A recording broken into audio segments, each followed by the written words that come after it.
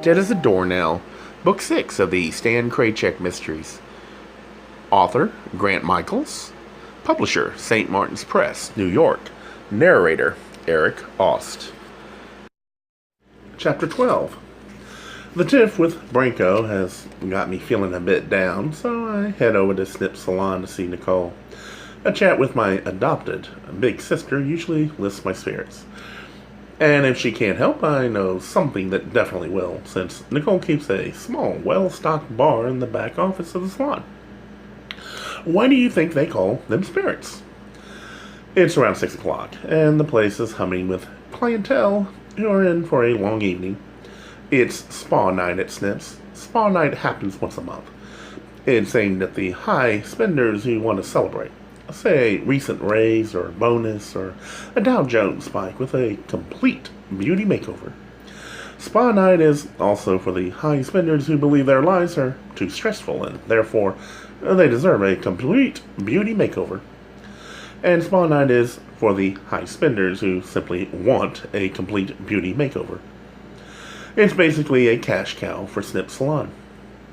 My arrival is perfectly timed, since the receptionist tells me Nicole is on a break, out back.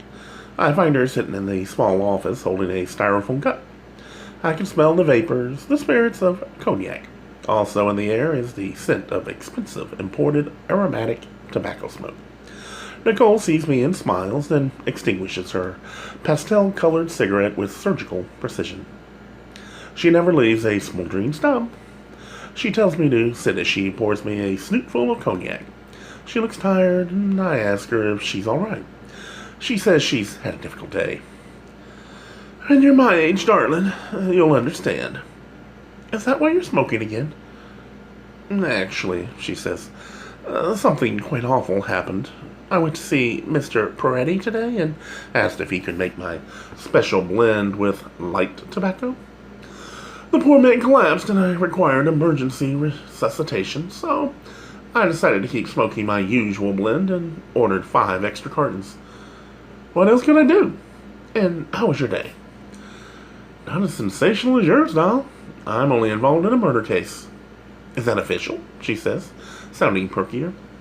"Has the lieutenant assigned you to work for him?" No wonder the sudden pep. Nicole was curious about Branco again.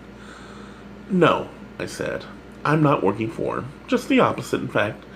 All he does is cut me down." "Well, of course he does, darling. What else can he do after you failed him?" "Failed him?" "When you quit the police academy?" "Nikki, I didn't quit. I took a leave of absence."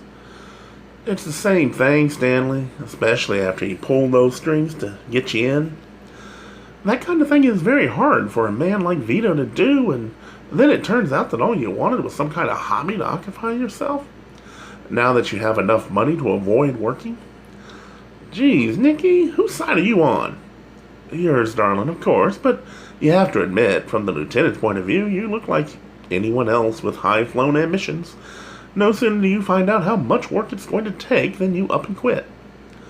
"It's a leave of absence," Nicole says. "But what's the difference if you have no intention of going back?" "Nikki, you know I can't." "Yes, I do, darling," she says, "but I'm not sure the lieutenant understands your sensitive nature. He sees what he sees." "Men," I mutter. "If you want my opinion," she says, "I'm certain you don't. I think you should come back to the salon." "Doll, you've sung this tune before." "Yes, Stanley, and I maintain that you need the work, even if you don't need the money.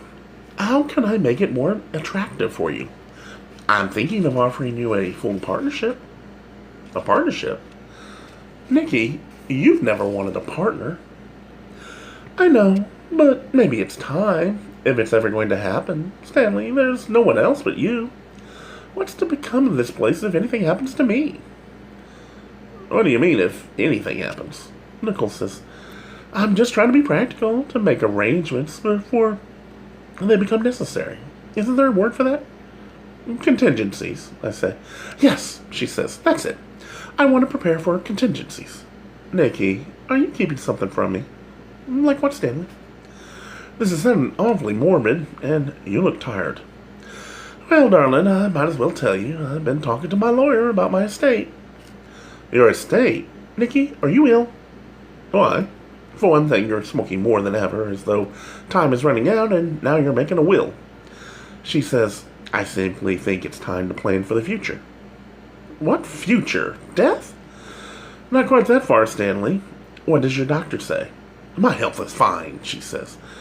What has gotten into you? Sorry, doll. You know how I get with estates and inheritances? Yes, she says.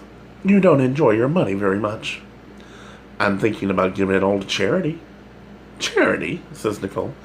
Like Branco, she doesn't know Sanskrit. The money has only created problems for me. What problems? She says. I never felt so aimless as when I became rich. Stanley, you are a very fortunate young man. But it's all blood money, Nicky. I can't really enjoy it. Nonsense, she says.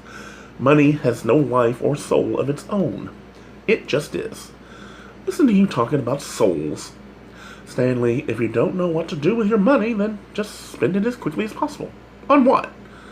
Travel, clothes, nice things. The words roll off her tongue. I can spend it by giving it away.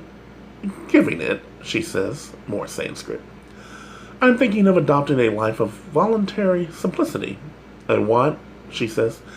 It's where you give up the quest for more things, bigger things, newer things. Lots of wealthy people are doing it. They claim it's a very liberating experience. So is lobotomy, says Nicole. If you pursue these absurd ideals, Stanley, you will no longer be my sole beneficiary. You're what? I say. I guess my Sanskrit's not so fluent either. You heard me, she says. Are you getting tacky with your will, doll? I did not amass my fortune through charity, Stanley, and I won't have it thrown to charity when I'm dead. If you don't know how to enjoy money and property that falls into your lap, then perhaps I should arrange for someone else to get it. Like who, doll? Don't you mean whom? I'll be the grammarian. I'm not so sure, she says. But one thing I do know, Ramon won't give my money away. He doesn't know how, doll.